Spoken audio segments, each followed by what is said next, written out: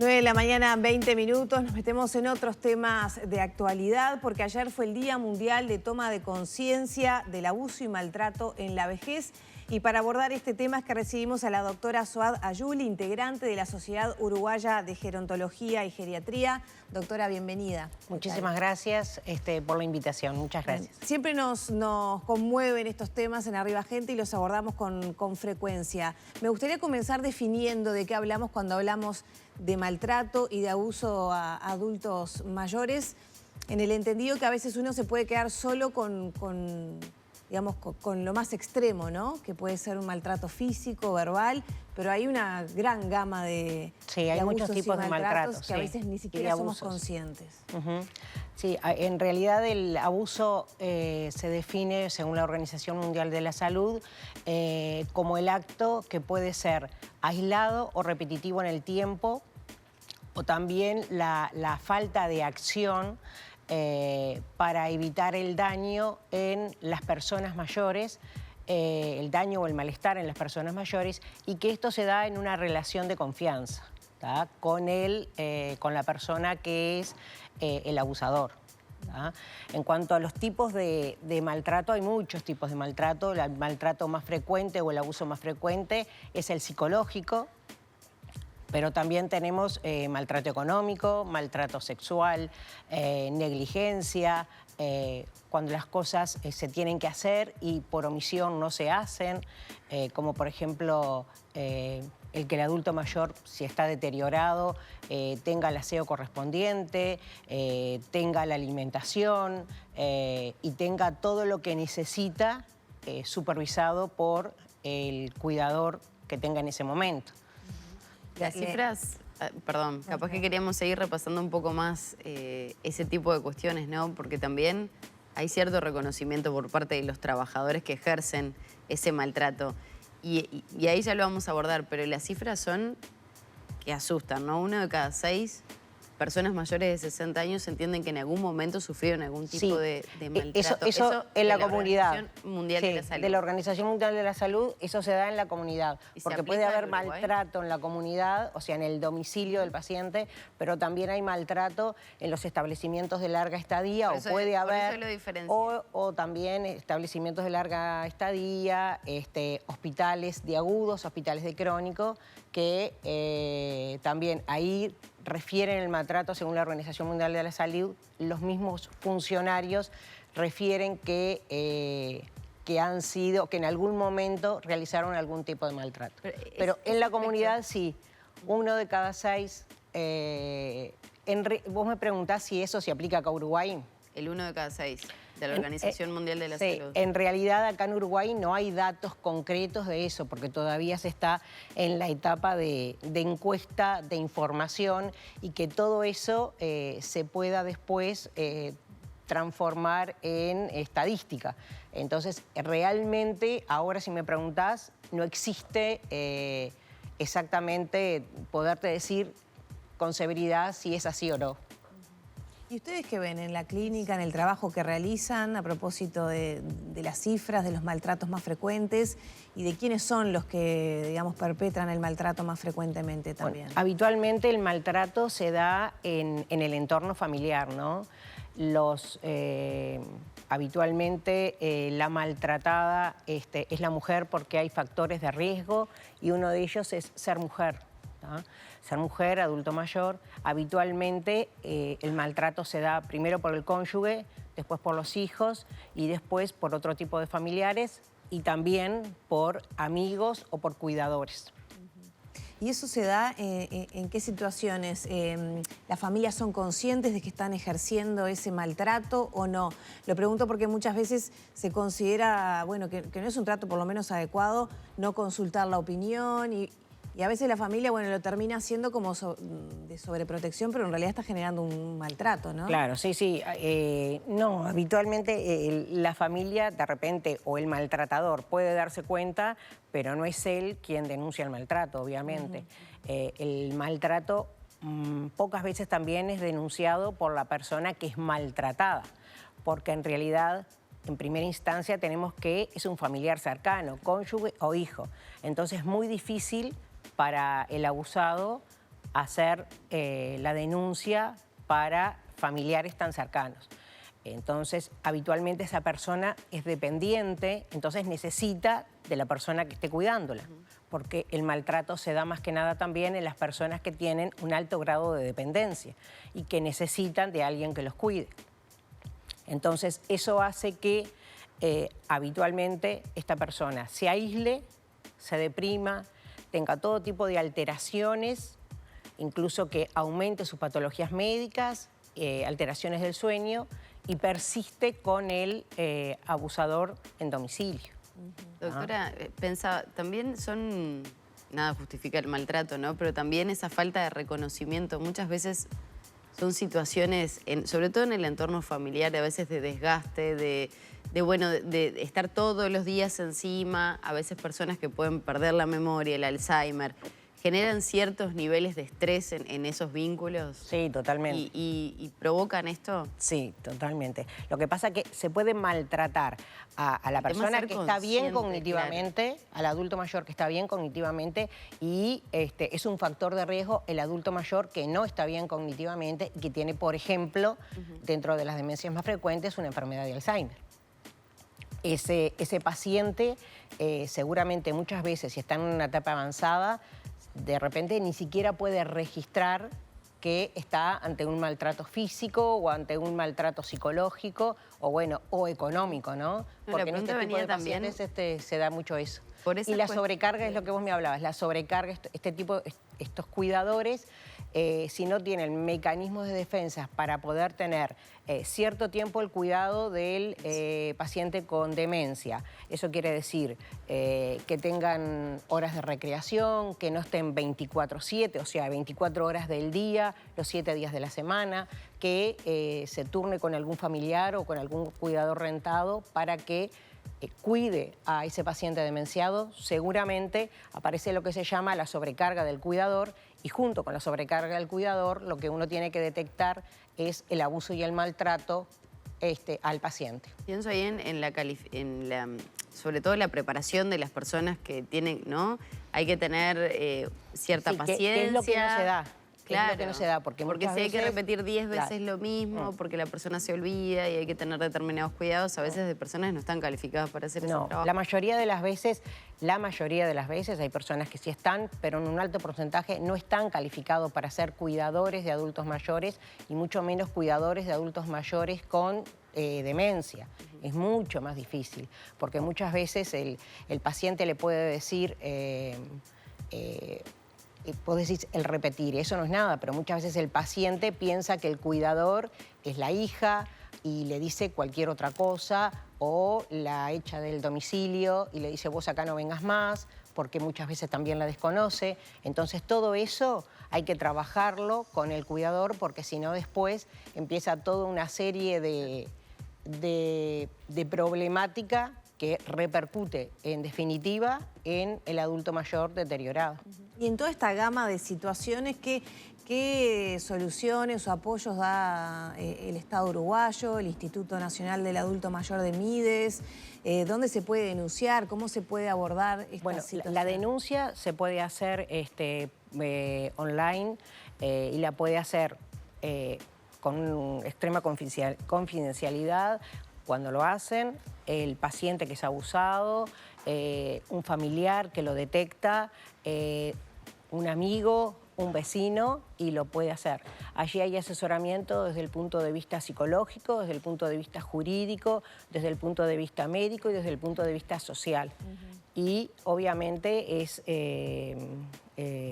gratis, claro, sin tener que abonar. ¿Hay abordajes? Es decir, ¿está funcionando eso? ¿Qué pasa? Porque es muy difícil desactivar eso también. Si es retirar a la persona del lugar. No, esto no es fácil. Esto no es fácil, y esto en muchos países desarrollados todavía no está como se quiere. Imagínense en nosotros.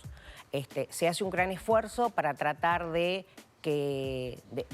primero que hay que hacer es tratar de sacar al abusador y separar al abusador y al abusado. Lleva todo un proceso que a veces es largo y que muchas veces uno quiere que sea menor, pero bueno, así son las cosas. Y en realidad marcha. Y después de la pandemia, ¿se vieron agudizadas situaciones de Durante violencia? la pandemia se vieron agudizadas. Eso está confirmado a nivel internacional y hay datos, vuelvo a repetir, no de Uruguay, pero sí a nivel mundial, que durante la pandemia aumentó el abuso y el maltrato hacia las personas mayores. Doctora, ¿y a qué tiene que estar atenta la familia, el círculo más cercano de esa persona? Tal vez en un residencial, ¿a qué tipo de situación? Un médico, por ejemplo, también, ¿a qué tiene que estar atento? ¿A qué señales? Bueno, nosotros cuando vamos a un domicilio o abordamos un paciente en la consulta, lo que hacemos es la valoración geriátrica integral, entonces vemos al paciente en un todo. Hacemos la valoración médica, la valoración mental desde el punto de vista cognitivo y afectivo, la valoración funcional, o sea, qué dependencia tiene ese paciente o si el paciente es independiente, y también hacemos la valoración social. Obviamente que no la valoración social como la hace el trabajador social, pero sí podemos detectar sobrecarga del cuidador y sí podemos detectar abuso y maltrato, ¿tá? Hay que hacer la entrevista primero con el paciente porque habitualmente el paciente puede concurrir, y más si está deteriorado, con un familiar a la consulta. Hacemos la entrevista con el paciente y luego hacemos la entrevista con el cuidador que viene a la consulta. ¿Y qué situaciones han relevado, por ejemplo, en lugares de larga estadía, ¿no? Establecimientos de larga estadía?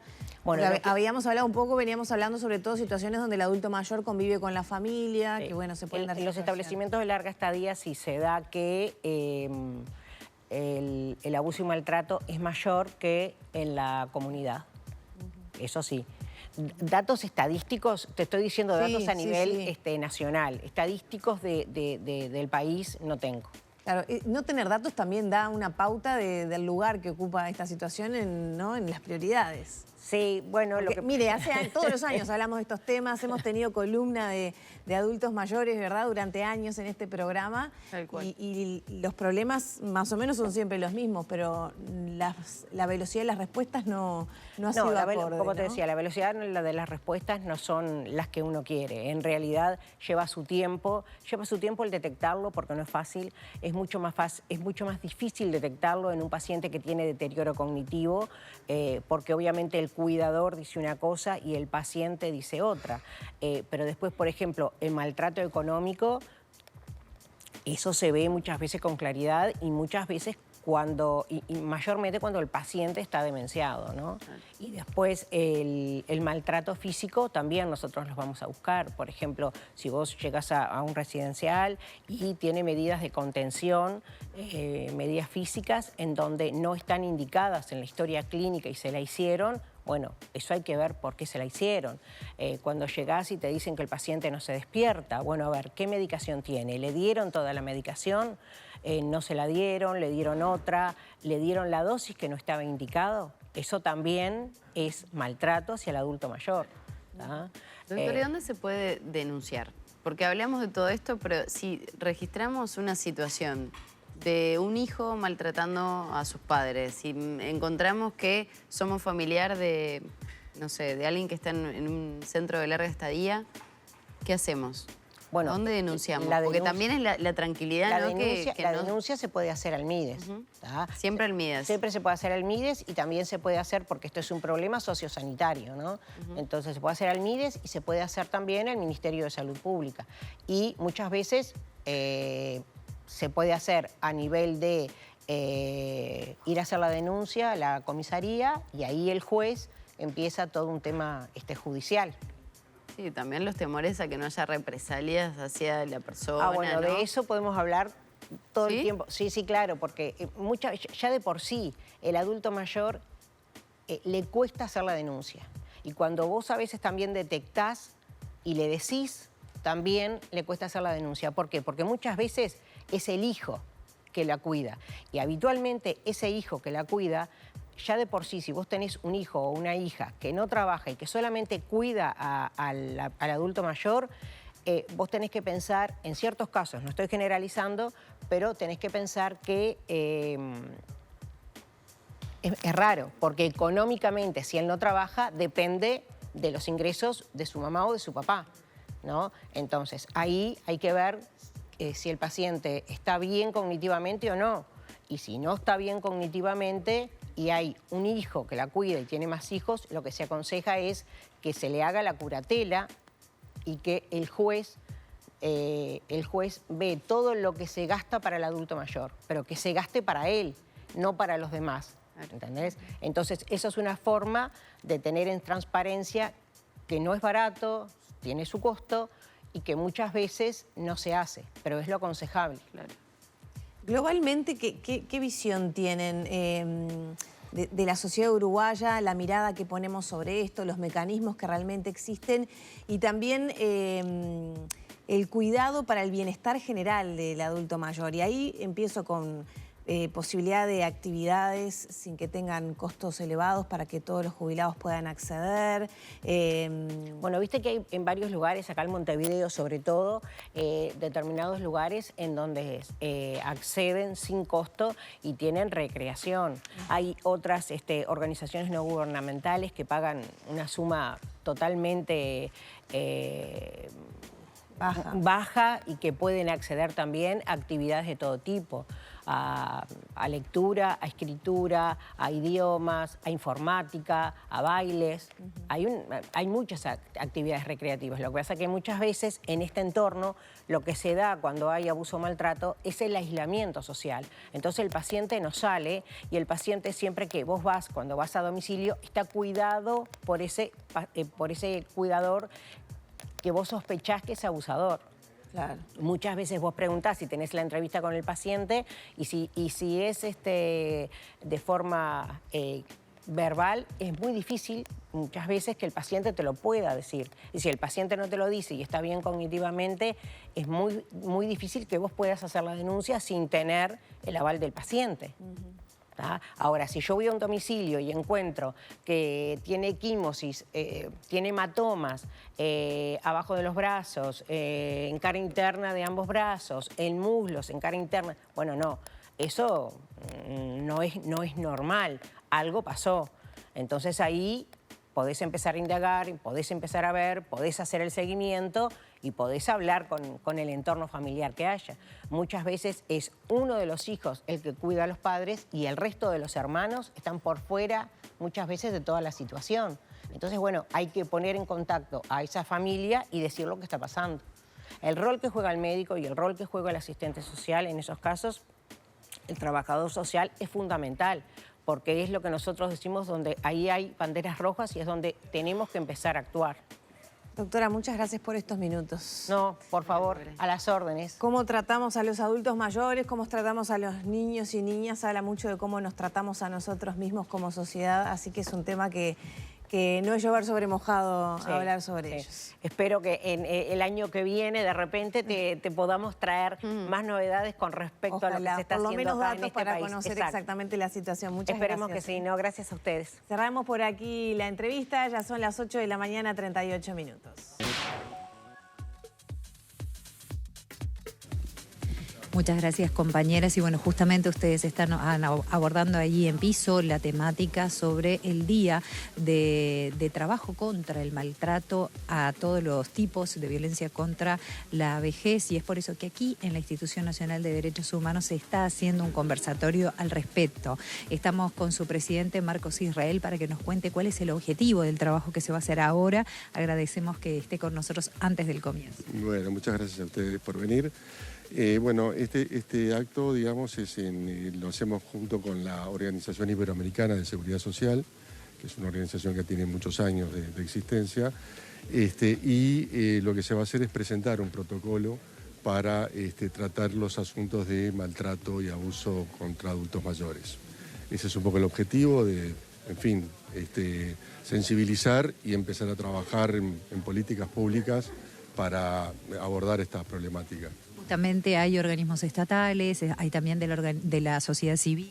Sí, justamente. O sea, nuestros eventos en general están orientados a el Estado y la sociedad civil para justamente, porque lo que se trata es de acordar, digamos, políticas públicas que puedan abordar estos temas, ¿no?